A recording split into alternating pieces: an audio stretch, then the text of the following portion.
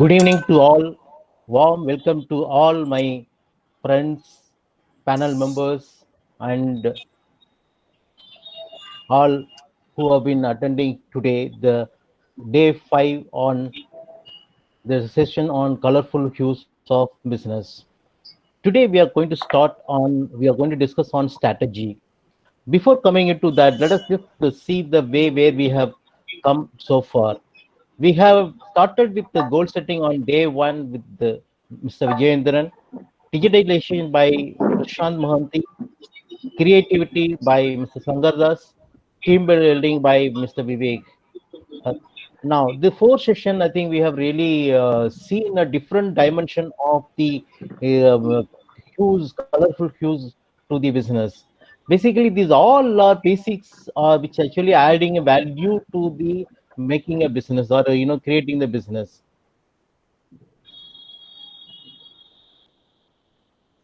Now, we had this sessions, and the other session which we are going to happen in the next 4 days would be on communication, analytics, leadership, and customers.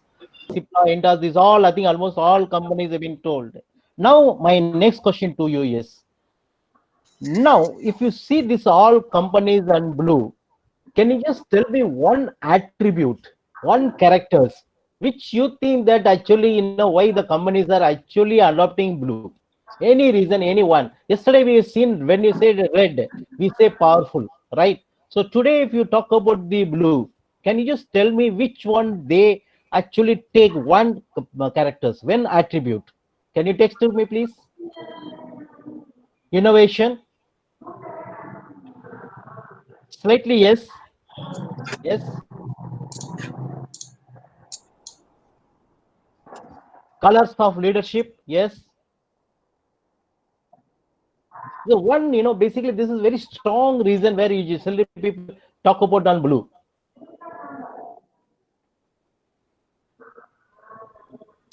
Okay, health, yes. Okay, without taking more time, let me just go into that. So if you see here, the strong word of your trust. Trust is a word which usually generally that words, you see that any company or any sector even, they say adapt a particular color. Literally, very invariably in pharma, we have adapted this blue color to a greater extent. Blue and red or orange. These are the three colors have been adapted to a greater extent, then followed by green. This is what actually we have done in the kind of beginning of some science, some time. So this is what predominantly you can see that, right? Okay, now we'll move into the day today. The session titled Strategic Approaches to Tackling the Crisis and Thereafter. Let me introduce Mr. Sandeep Bhattacharya. He's the Managing Director of RX Healthcare Consulting. He's a pioneer in providing therapy-based disease management solution to unlock many marketing challenges and opportunities. He does a pivot role in constructing and consulting, building the patient access solutions, and building integrated disease management platform and patient adherence platforms. Then building the marketing capabilities in marketing, segmentation, and targeting, and Salesforce effectiveness.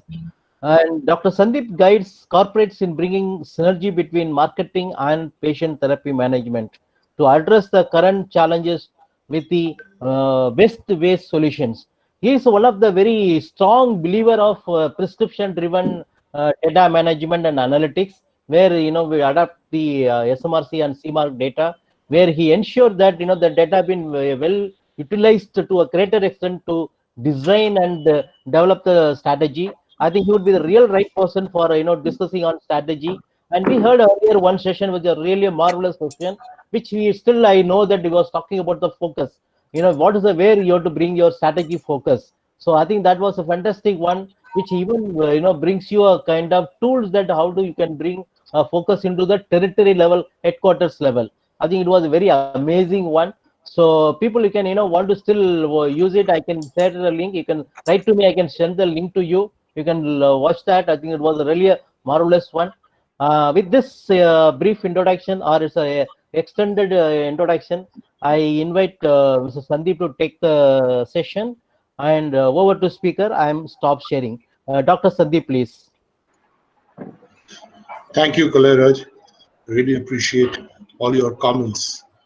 Let me just share my screen.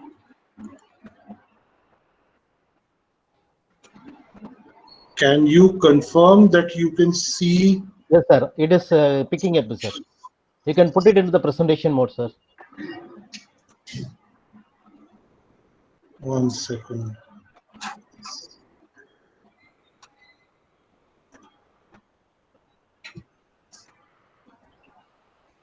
Can you Yes. see my slide? Yes, sir.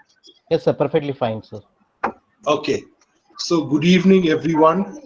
And thank you very much for your patience at such late hour to listen to somebody talking about something which you are dealing with every day. The daily Maramari is all about strategy, and therefore we have been placed in a very peculiar situation with this COVID and the pandemic. And what I'm trying to talk to you about today is what kind of strategies do we require for tackling the post-pandemic world. And that seems to be getting further and further away as we go forward. If we look at what has actually changed as a consequence of COVID, we used to have a broad portfolio of products. We had a basket approach to doctors, and the doctor would select whichever branded generic he would prefer to prescribe. We had a large number of PSRs who were persuading doctors to prescribe their brand. We had special focus on KOLs and KBLs. We had programs to motivate KBLs, and we had discount schemes at retail level to drive sales. What has really changed as a consequence of COVID is the frequency of contact with the doctor is now at premium. You are not able to visit a doctor as frequently as you would like to, and the call deck has shrunk to mostly one or two products, very rarely three. And what this means is there is a need to strictly prioritize products for each doctor, a need to restrict new product introductions to only high potential products, and the need to improve the quality of the doctor PSR interaction for maximum impact. Without that, this restriction that COVID has placed in terms of call frequency and number of products per call will really eat into our ability to communicate. And this requires a thorough review of the go-to-market model. A question that may arise in your mind is, but once this is all over, we'll go back to where we were.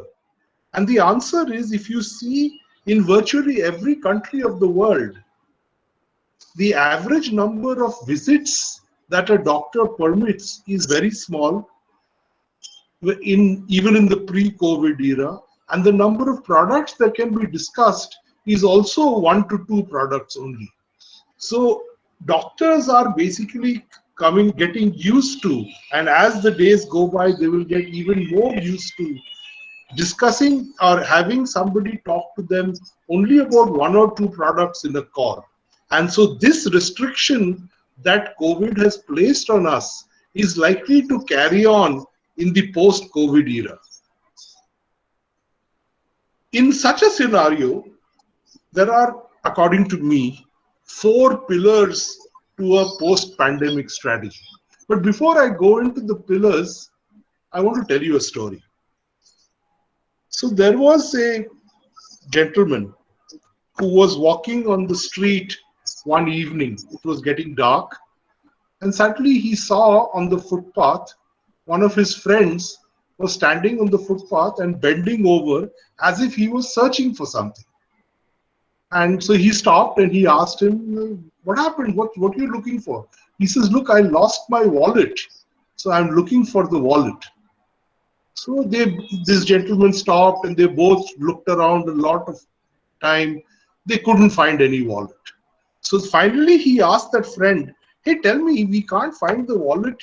Did you drop it here?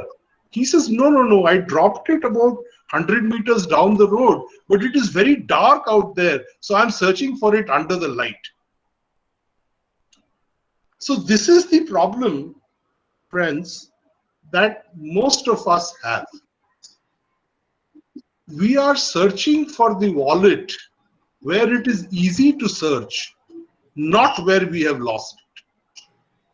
And my request during this conversation that we will have today is that we focus our attention on where we have lost the wallet, not where it is easy to search.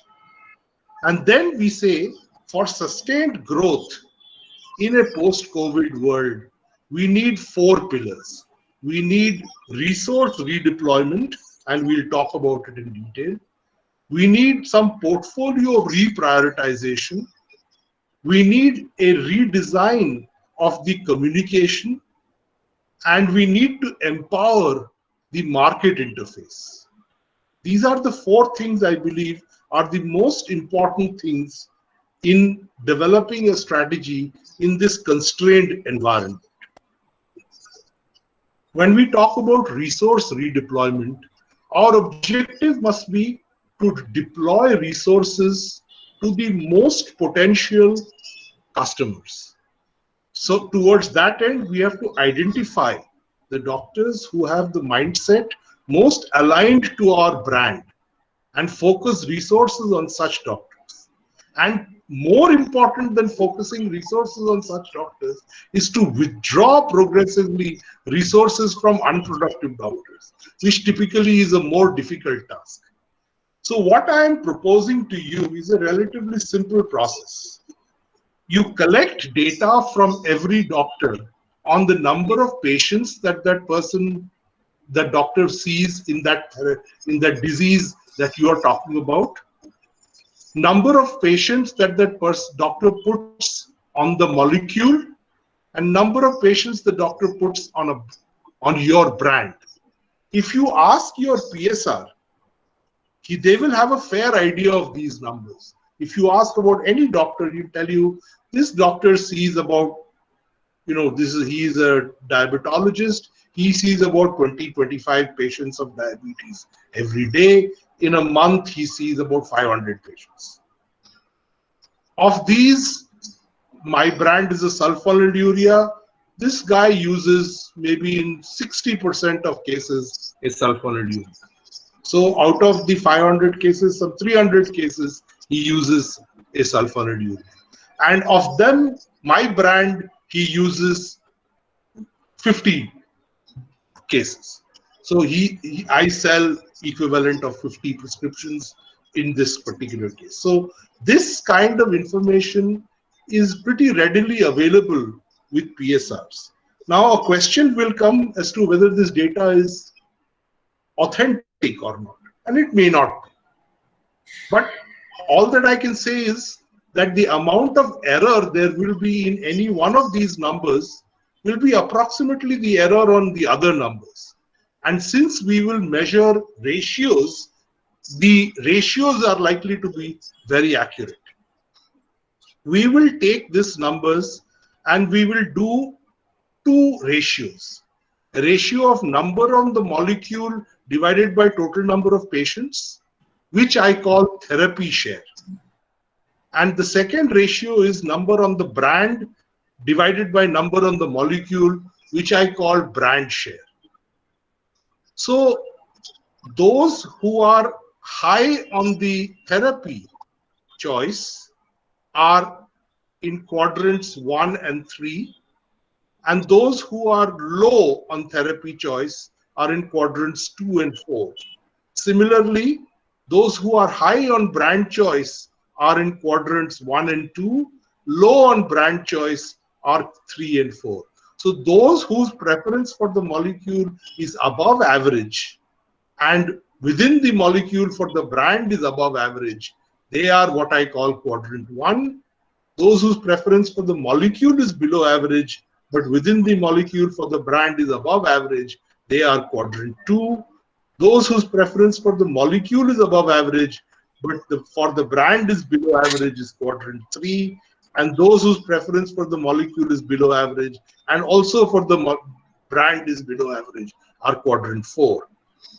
In any given situation, you will find most mid-sized brands, about 10% of doctors are in quadrant 1, about 8% in quadrant 2, 25% in quadrant 3, and 57% in quadrant 4.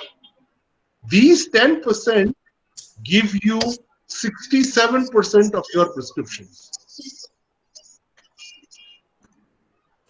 The 8% give you 25% of your prescriptions. In other words, between these two, 18% of doctors give you 92% of the prescriptions. The balance, 82% of doctors give you only 8% of the prescriptions. However, for the molecule, the situation is different. These 25% of doctors give 49% for the molecule and see 38% of all patients. Whereas these 10% of doctors see 27% of patients, 8% of doctors see 20% of patients. Why am I doing this?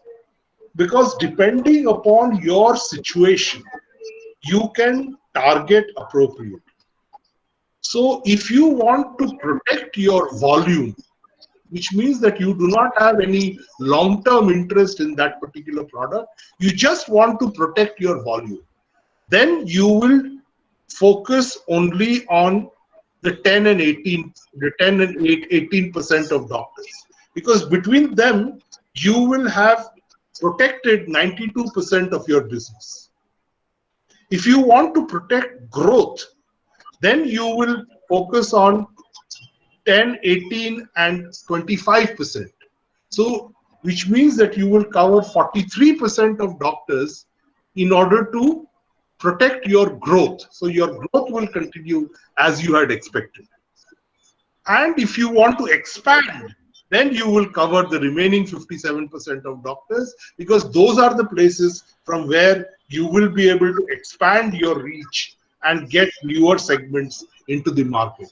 So depending upon what is your strategic objective, do you want to protect volume, you want to protect growth, or you want to expand, you can target your coverage and your focus accordingly. Another aspect is to reprioritize the entire product mix. Now, most of us in our portfolios, we have hundreds of products, and not all the products are of the same importance. Clearly, the method we have used in the past has been big products are good, small products we can let them be. But I would propose to you that we need to look at products in a slightly more detailed fashion as we prioritize. Because sometimes there is a small product with tremendous growth potential, whereas a big product has very low growth potential. So it becomes a different exercise when we are looking at this only from a size perspective. So I am trying to say that I use with all our clients what I call a modified BCG matrix, where we are trying to plot relative market share, which means my market share divided by the market share of the next largest competitor. So if I am market leader, then the number will be in the right-hand quadrants. And if I am not market leader, then it will be in the left-hand quadrants. The other part is customer concentration. So in the previous slide, we saw Q1, Q2 was 18%. And this was giving rise to 92% of the business. This is a highly concentrated business.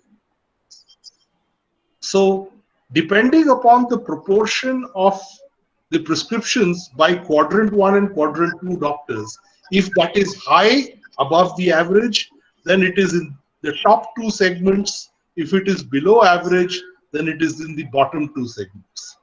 And each product's bubble, the size will be determined by the size of the product.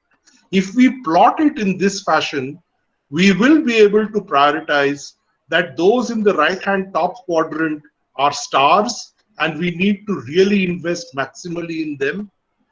Those in the left-hand top quadrant are investment products. They are not yet that important, but if we invest in them, we can move them to become stars. In these, where the relative market share is good, but the product is widely distributed amongst doctors, we need to shape the market, which means we need to create loyalists in our in the doctor population, and that will get us. And those which are in the harvest category, we should progressively remove resources from and let them go down. This is one way, an external view of looking at opportunity analysis. An internal view is to see, I have a product today. What can I do with that product from doctor segments? So I have let's take, for example, I have a product for BPH, benign prostate hyperplasia.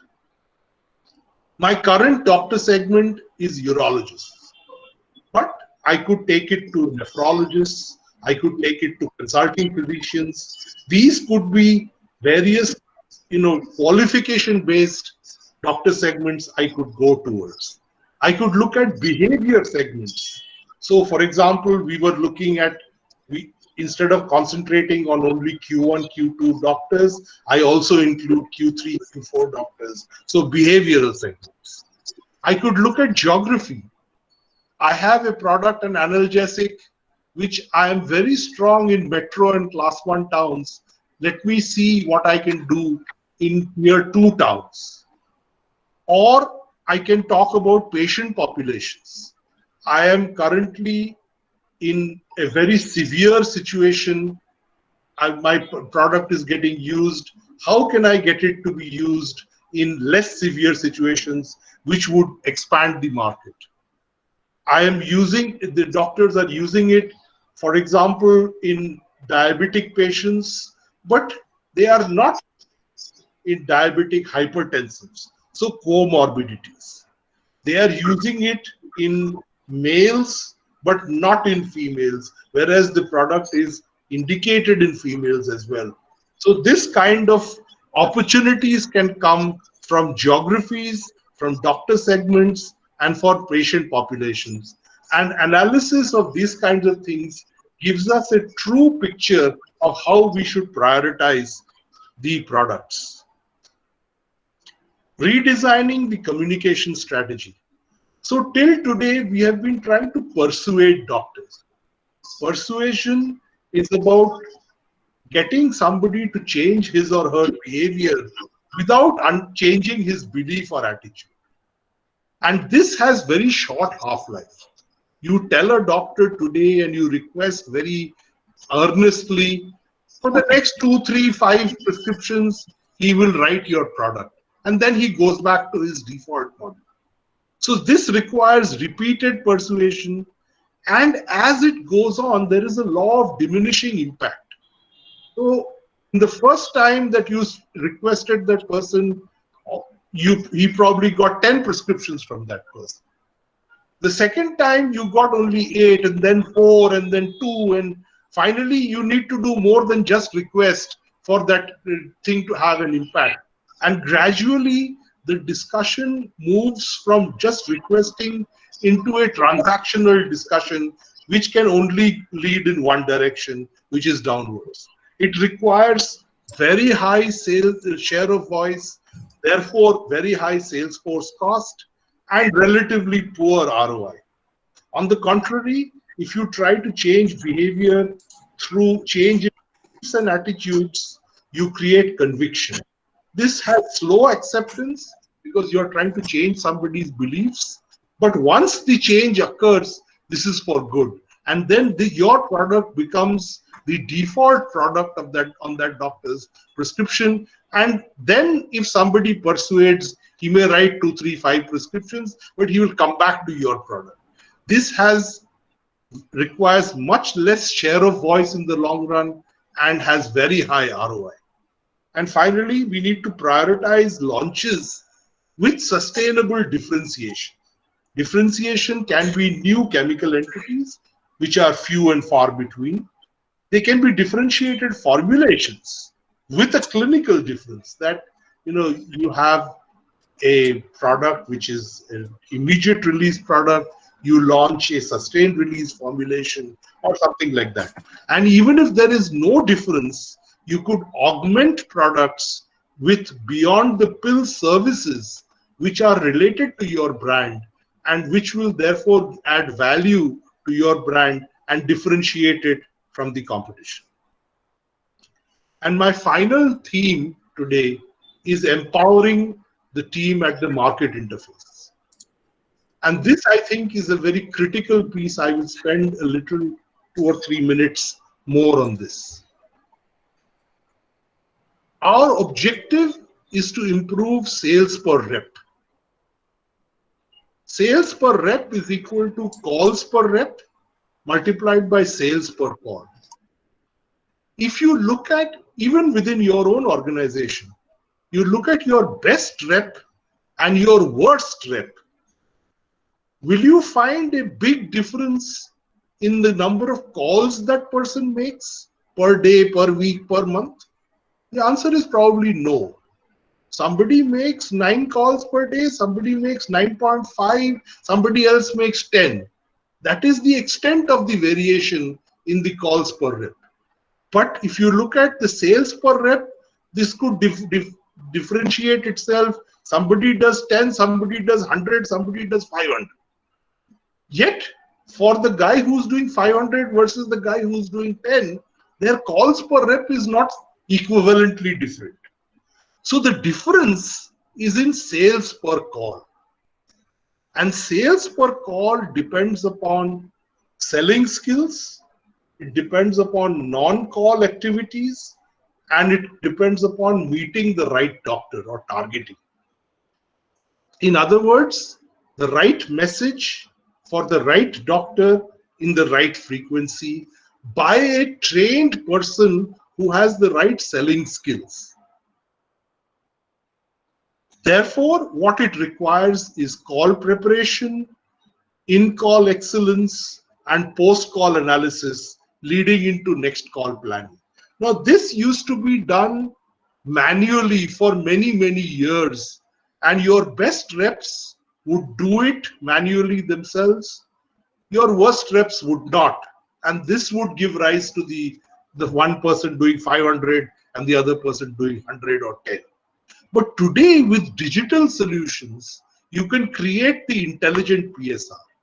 You can feed real-time prescriber behavior data. You can create algorithms to customize communication at n equal to 1 level. For every individual doctor, you can customize because you are using iPads or such other tablets, and you can ensure that the right thing goes through.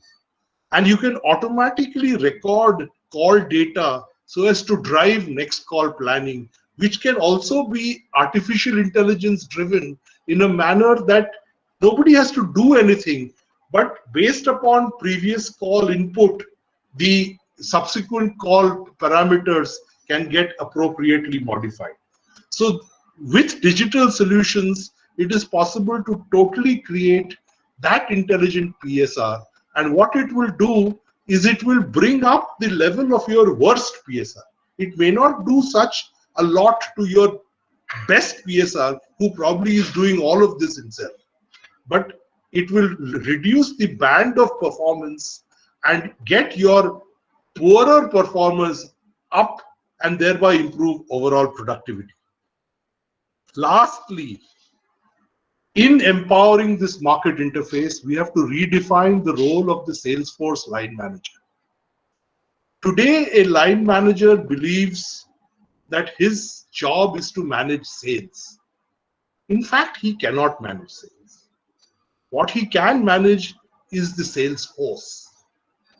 So when you look at his job role, and when he realizes that his role is to manage his sales force, he has 5 reps under him, that is what he has to manage. Today, if you see a first line manager with a rep, his role as he perceives it in the doctor's chamber is one of two extremes. On one side, he is totally unconcerned. He stays away, the rep continues to detail. At the end of the detail, if there is some quote unquote commercial discussion, the first line manager gets involved with the doctor, has whatever conversation he needs to have. Alternatively, this area manager, he grabs that detailing piece from the rep and details the product to the doctor. If the doctor he perceives it to be a very important doctor. So he becomes a kind of super rep. So a super rep who can conduct commercial conversations better, who can detail products better, not realizing that of the 200 calls that the rep makes in a month, the very maximum he can make a visit with the rep is 20 calls. So in other words, 90% of that rep's work is done unsupervised. So his role is not to make those 20 calls very successful. His role is to make the balance 180 calls very successful. And towards that end, his role is that of a coach. And to get them to understand their role from a super rep to a coach, we need new metrics, we need new reward structures. Parallelly, we need to strengthen the training function to empower the PSR and the first line manager with more frequent product training sessions so that they gain confidence, more role plays with team guided reviews so that they understand from each other how best to communicate, with HR policies that support employee retention, because if you're going to invest so much in your sales force, you cannot afford a 35% attrition in your sales force. And last, but probably I think the most important message I want to give all who are on this call, senior management must avoid giving messages to their sales force that insist on business at all cost. Look, you have a target, I don't care what you are doing, I need the business. Dhanda leke aao. Those kinds of words destroy the morale of the sales force, and what we need to do is to empower the sales force, empower the market interface. So finally, I will close by saying technology must become the enabler, not the driver of the strategy. Look for the wallet where you have lost it, not where it is easy to search. And the team at the market interface needs empowerment and dignity for best results. Management actions must not diminish these two needs. I stop here for any questions and thank you for your patience.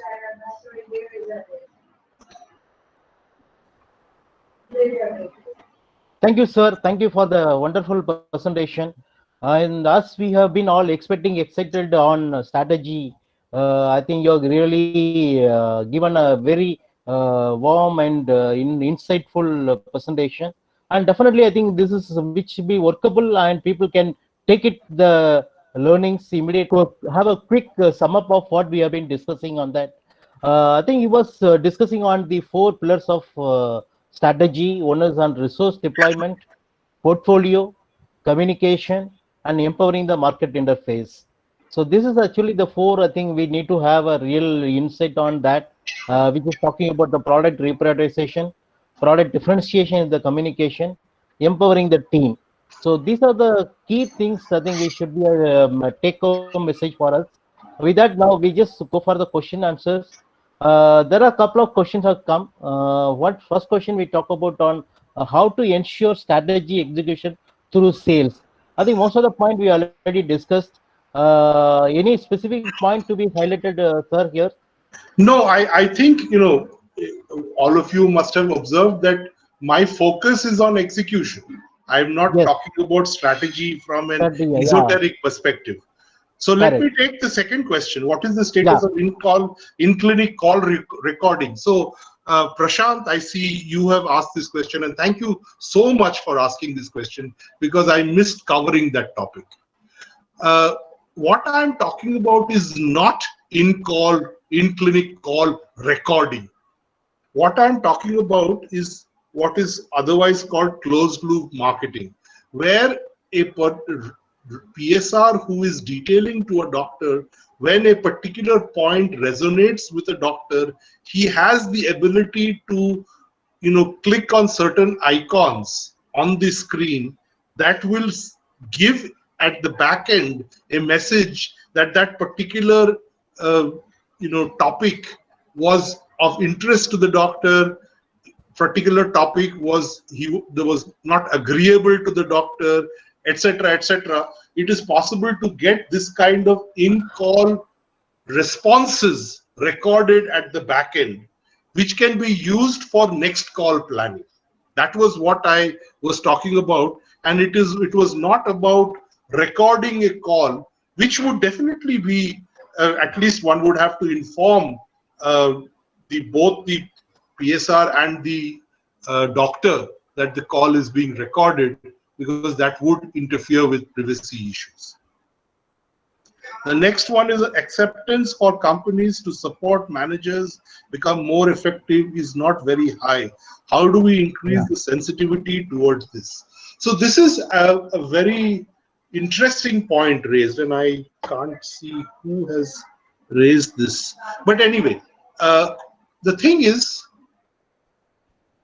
the leadership in any company, if they are interested in sustained growth in their business, it is very important that their sales force actually delivers.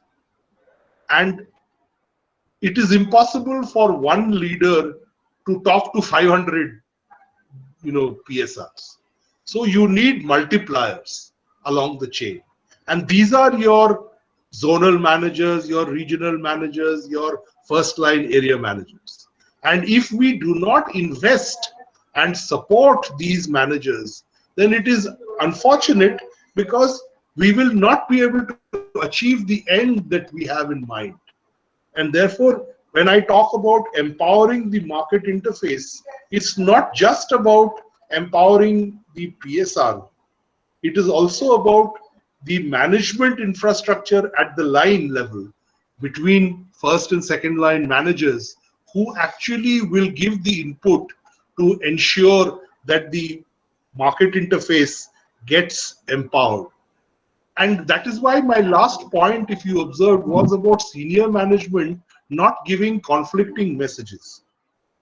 The biggest challenge for a PSR, and all of you who have either been PSRs or have seen PSRs will recognize that on the day of closing, the relationship between the PSR and his distributor is a very unequal relationship.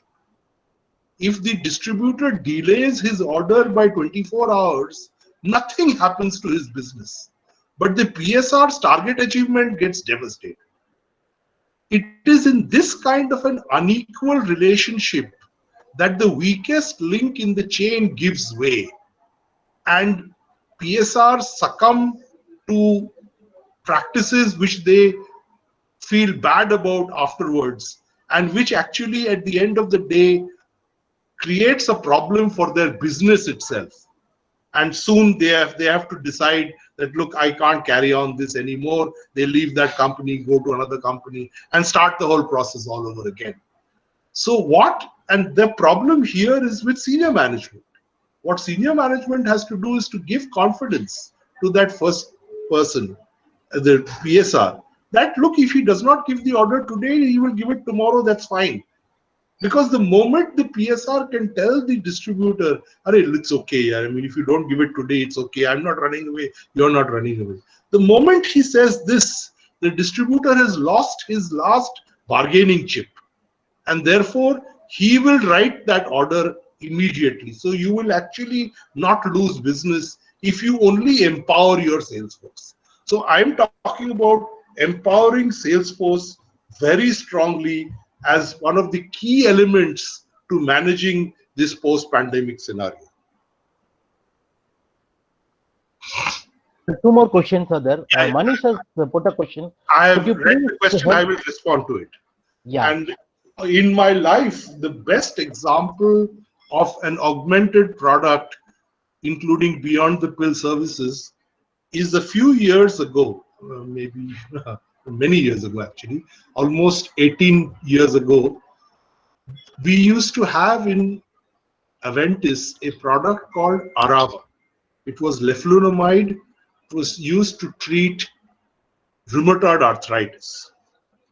The problem with leflunomide in the treatment of rheumatoid arthritis is that when you start treating that patient, for the first 1 month, the levels of the drug at the site of action gradually keep increasing.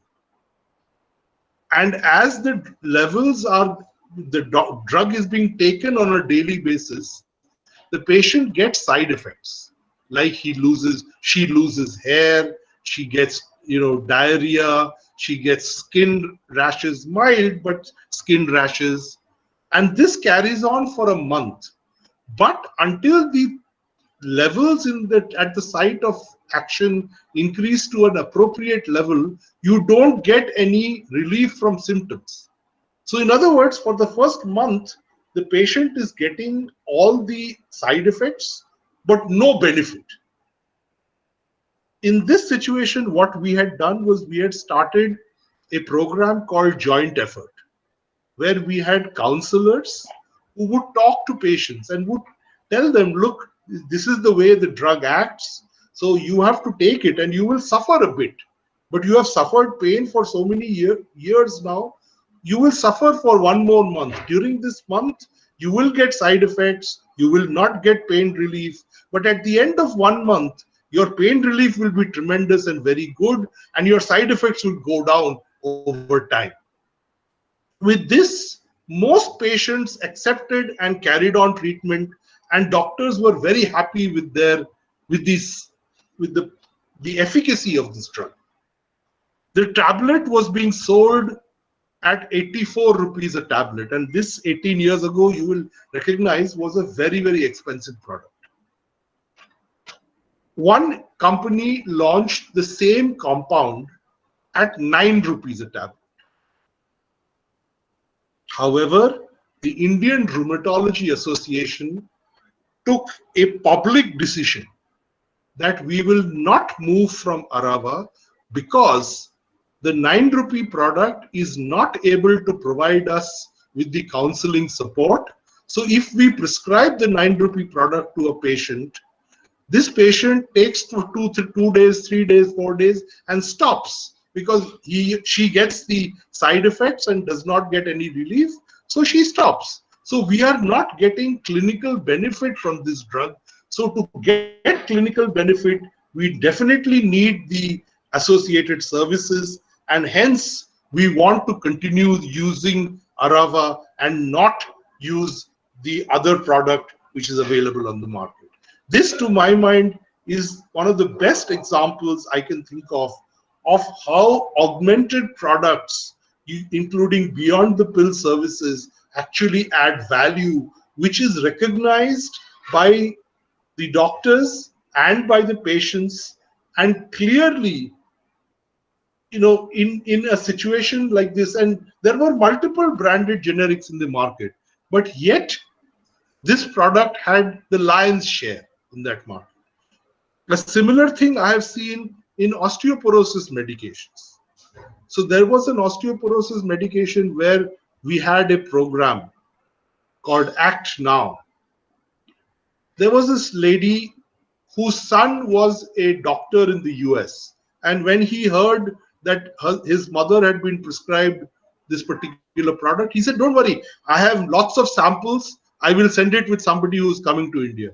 His mother told him, please don't bother to send me samples. I'm not in this thing for the tablets. This lady comes to me, we talk, and I spend time with her. She organizes programs, we do exercises. That is what is valuable to me. You forget about your tablets. I don't need tablets from you. So this is another example of how augmented products with services can actually help a patient. Prashant, I see, how can strategic intent become a culture within a company? So that is a difficult one, because culture is something that comes from the top, and it is very difficult for grassroots to drive culture upwards. Because to my mind, what is culture? Culture is the behavior of the last person in the organization in an unsupervised situation. So when a retailer asks for a sample from a PSR when nobody else is around, and this PSR says, sorry, this is not part of my culture, then this is what culture is. So it is something that really flows down from the top, like in every other sphere when we see culture flowing down from the top. Most strategies remain on paper due to poor execution. The quantum of the problem is bigger in large organizations. What is the right way to execute? So I believe that strategies that do not have a completely aligned and integrated action plan will fail. Action plans that do not have integrated metrics that you measure will fail, because it is only when you measure that you can course correct. So without these two things, where the strategy and the action plan are completely integrated and metrics are completely integrated with the action plan, we will the strategy will remain on paper. And you are absolutely right, this is what happens in most cases with strategy, that it becomes a PowerPoint presentation printed on a folder and kept on the chief executive or the BU head's cupboard. That we did this study, McKinsey, we paid 2 crores of rupees, and this is what we got from them. But at the grassroots level, nothing changed. Cipla in a respiratory offers a lot of patient demonstration services as part of value beyond the pill. Such things are most advised in chronic care. Absolutely. Cipla is, I believe, the leader in respiratory medicine primarily because of the services they provide, and which is rewarded by both the patient and the doctor. If you see the kind of services that diabetes companies, especially Sanofi and Novo Nordisk, provide, or MSD provides for its Januvia range, you will see that how much value they are deriving because of the satisfaction of their patients. And because a satisfied patient gives very positive feedback to a doctor, and one word of satisfaction from a patient is worth 5 detailings by your PSR. So therefore, that is what gives tremendous brand share when a patient talks well about your brand to his or her doctor. Any other questions? I think there are no more questions, sir. I think really very insightful questions and answer session we had. Any question? Can we wait for some time, or we can move further? I think it was really an interesting session. No doubt about it. There are even the questions, especially Prashant and Mr. Verma and other questions, really a very insightful one, and also it give you different dimensions of how strategy to be approached. Now we'll just move on to that.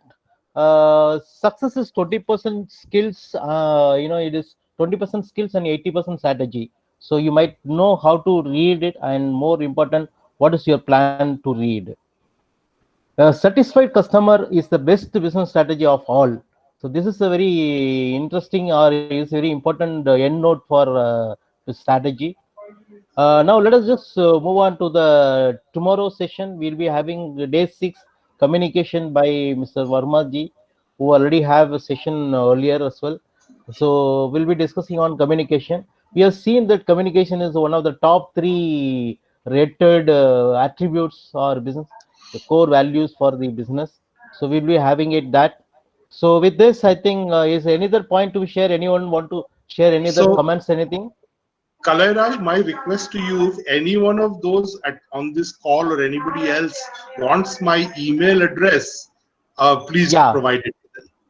I will. I will do, sir. I will do. Yeah. Thank you. So, with that, thank you very much, everyone.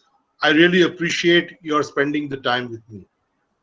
So thank you, sir. Thank you all participants and our panel members for the lovely day. And just stay with us for another 4 days more with us tomorrow and other 3 more days.